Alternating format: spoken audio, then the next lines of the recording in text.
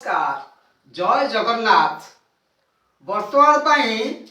मु मोर कविता शीर्षक माटीर मनीष मनीष आपण मानक सम्मुख उपस्थापन करने जाऊँगी। आशा करे यह निश्चित भाव में आपण मानकर हृदय को स्पर्श कर मोर दृढ़ आशा तथा विश्वास से जाऊ। वर्तमान पाई आपण माने मोर ही प्रोग्राम टी आरंभ शेष पर्यंत उपलब्धि करी मूल्यांकन करने मोर निवेदन। आउ एक कथा जो माने मोर यही कार्यक्रम टी प्रथम देखुंट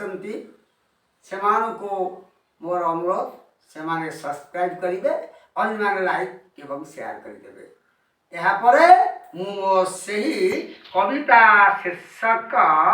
माटीर मनीष आवृत्ति करने जाऊँगी। अरे रे माटीर मनीष ये मलिन माटीर मने पड़ेनि कि पूर्व ऐतिह्य संस्कृतिर मलिन ए माटी जीवन धात्री तोर माटी कन्यादाने परिपृष्ट वर्ण आउ शरीर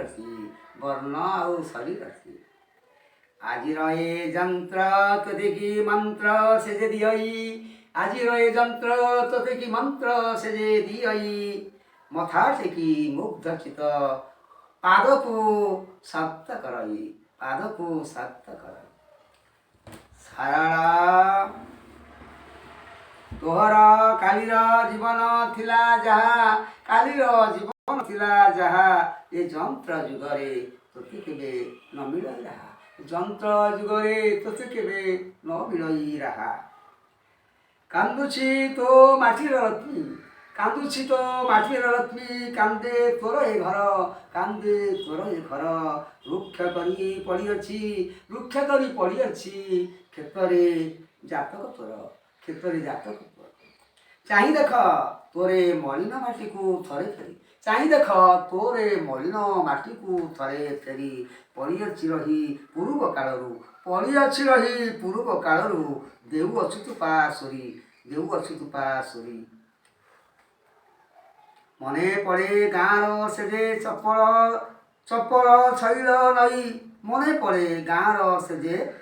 छैल नई ग्राम्य मधुर कलसी भरा पानी बुहार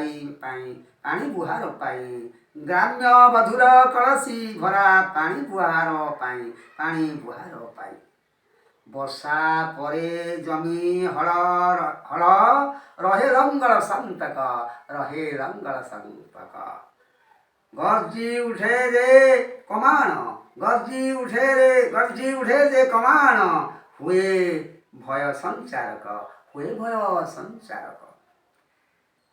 बोले छु कहीं मलिन माटी को स्वर्ण धानर शोभा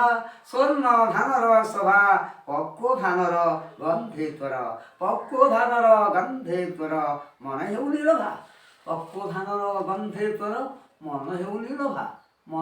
लोभा यांत्रिक सभ्यतार मायारे माटी कथा भूली उन्मत कहीं हेउछुरे देखी उत्तप्त चुली कहीं हेउछु उन्मत देखी उत्तप्त चुली सोरिष क्षेत्र वर्णर शोभा चित्तकु हरि गाँ बाड़ी चल कपा तैलार तारका आखु कियारी छाईरे कैसर खेल जे खेली पौष मासर दरुआ कुकिया जाऊछु